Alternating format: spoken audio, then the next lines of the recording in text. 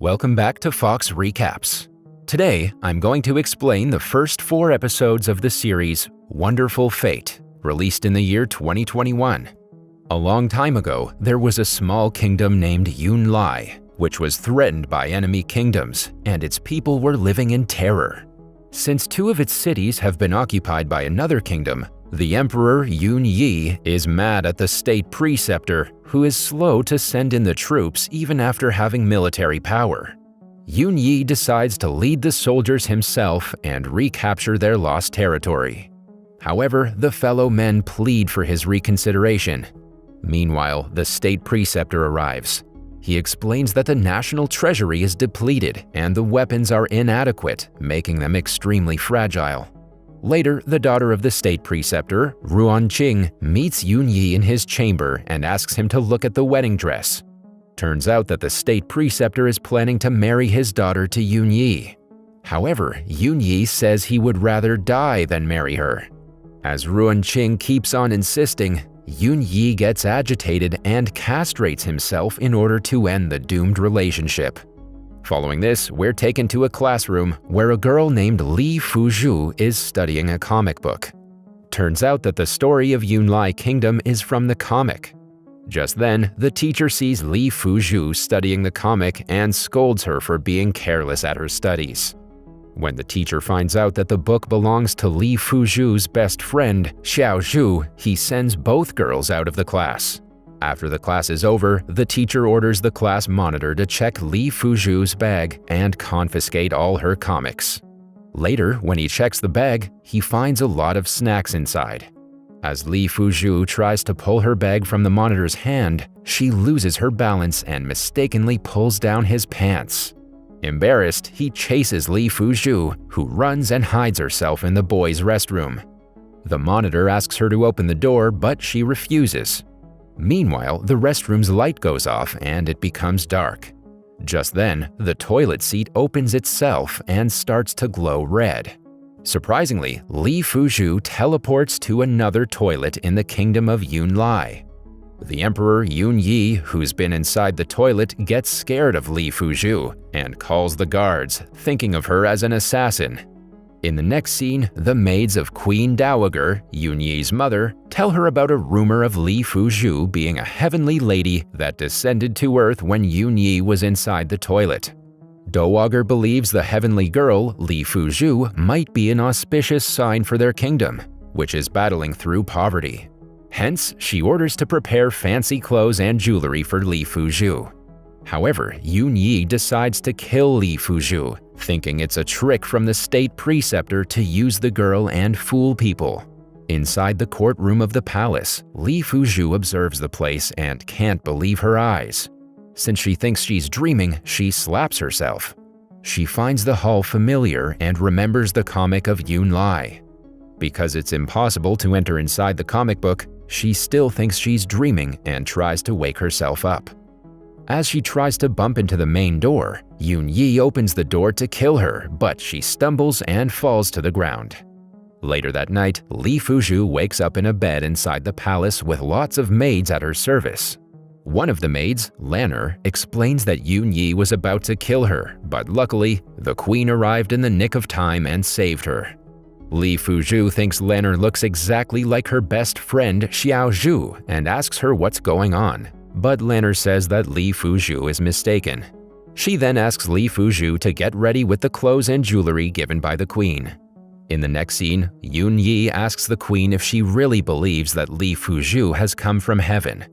She explains that as long as all civilians, military officials, and commoners believe, it is fruitful for Yun Yi. Since Yun Yi's enthronement, most of the civilians and military officials have attached themselves to the state preceptor. So she asks Yun Yi to integrate with Li Fuzhu, as everyone thinks she's from heaven. Yun Yi hesitates, thinking that if Yunlai Kingdom doesn't prosper after their marriage, all civilians, military, and commoners will blame him. Hearing this, the queen reveals that she wants to play a safe game and make Li Fuzhu a scapegoat and blame everything on her if the country doesn't prosper. However, Yun Yi worries that Li Fuzhu will align with the state preceptor and plot against him. The queen assures that after Ruan Qing's marriage with Yun Yi, the state preceptor will not do anything against the Yuns. Despite all this, Yun Yi asserts that he will not marry Ruan Qing and that if he's forced, he will kill himself. Elsewhere, Li Fuzhu is treated in a royal way by her maids.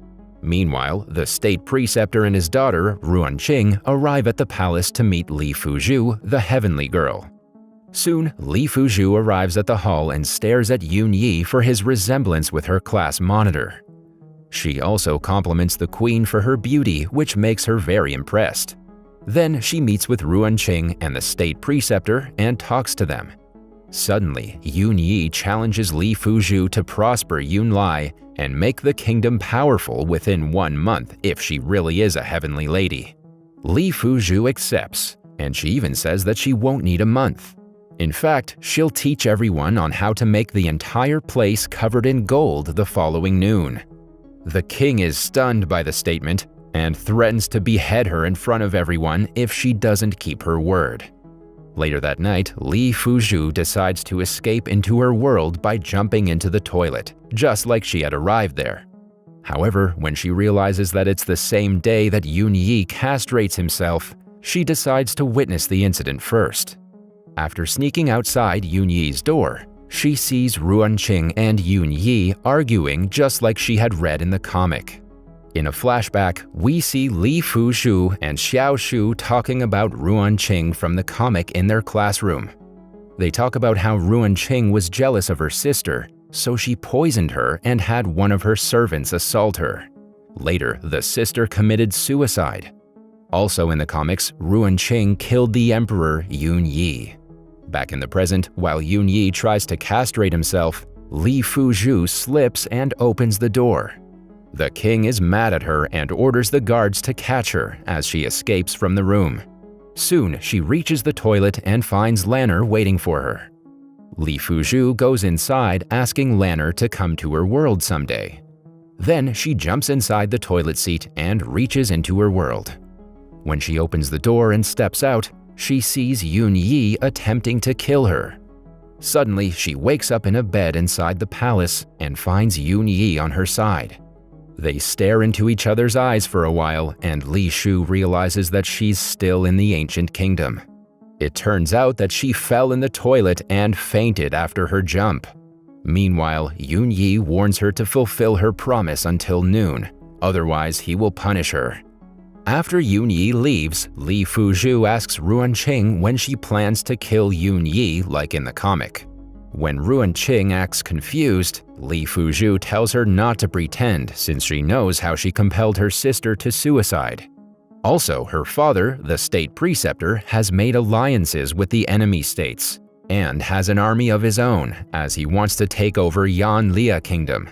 Just when Ruan Qing is about to stab Li Fuzhu from behind, she turns around and Ruan Qing stops.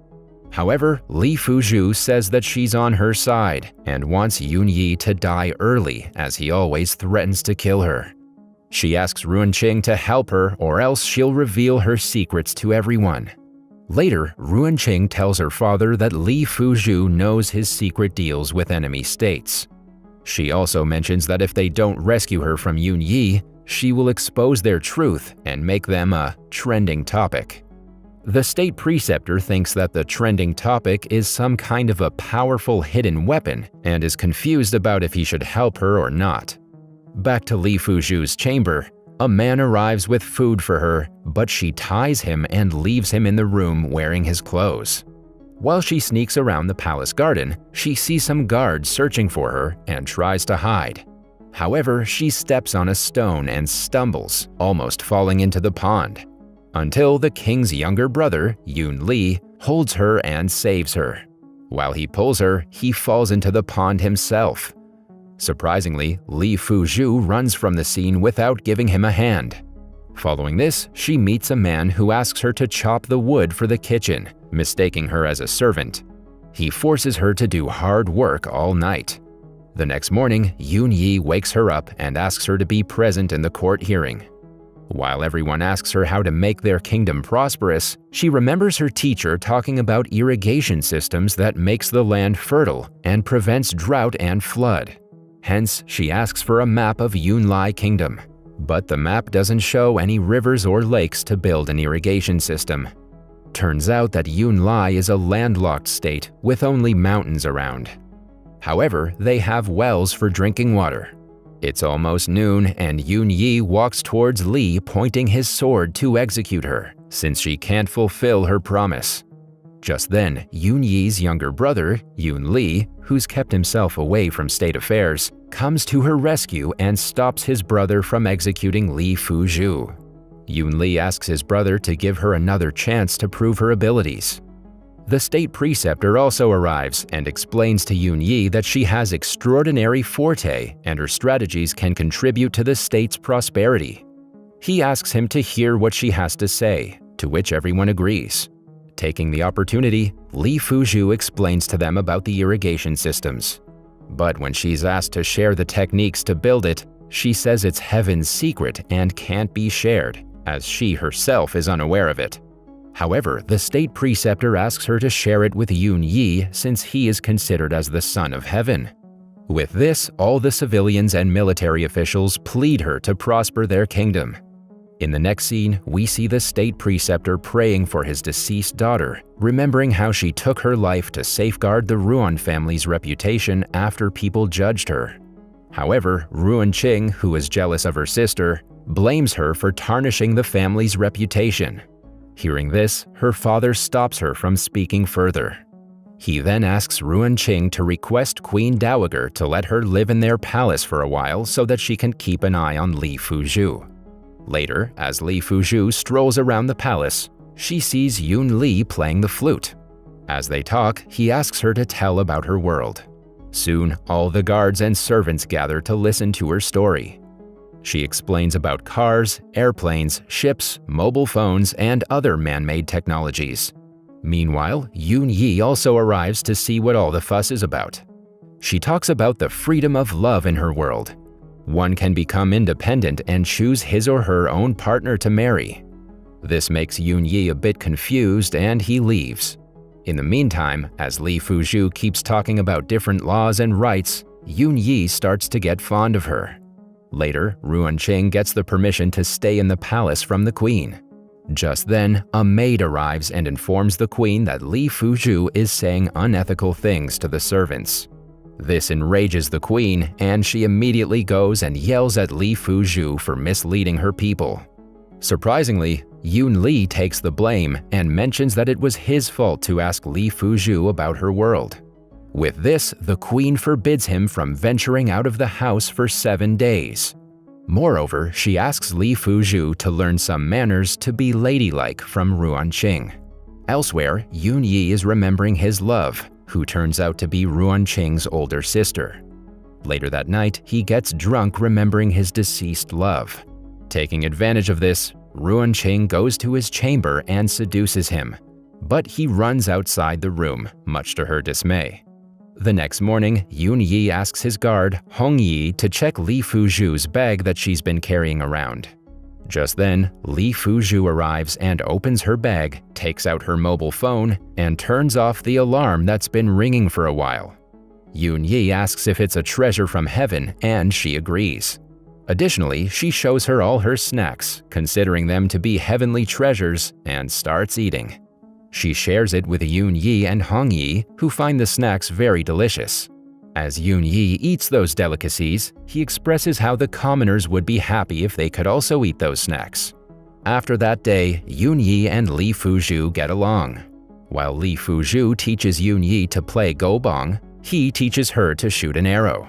She introduces him to music and movies. When Ruan Qing sees Yun Yi and Li Fuzhu getting closer, she gets envious of them. Later, Ruan Qing meets Li Fuzhu in her chamber and gifts her gold jewelry in order to bribe her and have a good relationship with her. However, Li Fuzhu, who's aware that Ruan Qing is selfish and would go to any extent to get what she needs, ignores her. The episode ends as Ruan Qing storms out of the place in anger. That was all from the video. I hope you liked it. Subscribe for more content like this, and hit the like button to help us out. Also, leave a comment if you want us to recap your favorite movie. Until next time, take care.